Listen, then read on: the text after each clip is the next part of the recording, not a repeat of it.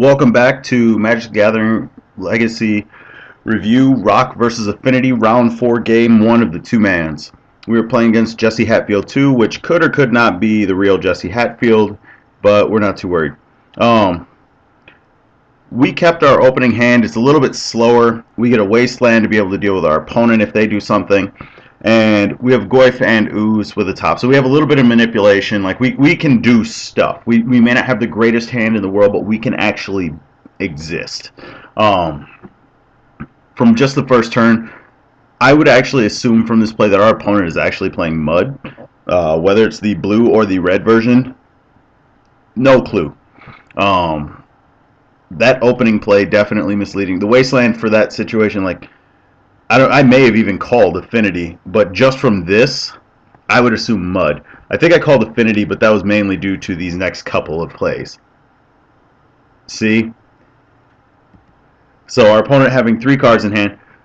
We do go to waste, which is the right choice. Like, he has 1 damage on the field, but it turns out that our opponent has lots and lots of land in their deck. Things that were not taken into consideration. So I'm going to go ahead and skip ahead to the first misplay that I saw, and we'll be right back. Here we are back at a minute 15 seconds in. It's our turn 2. Our opponent, I'm assuming, drew the Mem Knight because there'd be no reason to play it otherwise. But we make this mistake. Boom! Dryad Arbor was a terrible, terrible, terrible mistake. Not only did it set us back in mana by blocking with it, but we have a Swords in hand that could have aimed at Ravager. He then chooses to either sacrifice Ravager or, which is much more probable, redirect a Spellskite and then eat the Spellskite once the spell has been successfully redirected. That would cause the Swords to be countered. We'd still have a land in play, so next turn we can do something like play Tarmogoyf. Having a 4/5 Tarmogoyf, let's see, land, instant, creature, artifact, land, creature, instant, artifact, yeah. 4/5 Tarmogoyf versus a 2/2 Ravager, 2 1/1 Mem Knights, and a Mishra's Factory. I'll take those odds. So let's see, if he sacks everything, he gets a 5/5 Ravager, possibly 6/6, in which case we get a Scavenging Ooze, the Goyf would die. We could top and look for something else to just kill it outright, because this would be gone.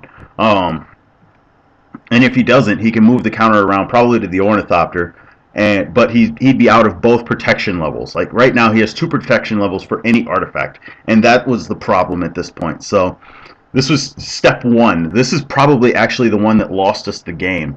Wasting on the first turn was perfectly fine. This play actually mattered. Actually, I'm not going to skip ahead. I have this listed as the only misplay during this match, and it's probably because this cost us the game. I mean, he just blocks the Ravager with the Ravager, or I block his Ravager, and the reason I blocked his Ravager was simply because I was looking at it as okay, I need my opponent's Ravager dead. What I forgot was that Ravager pumps itself. It doesn't just sacrifice artifacts, it sacrifices artifacts to make itself bigger. So that's all I got for this one. Feel free if you guys see anything else, but this was a pretty short game. So yeah. Until the next game, which is game 2.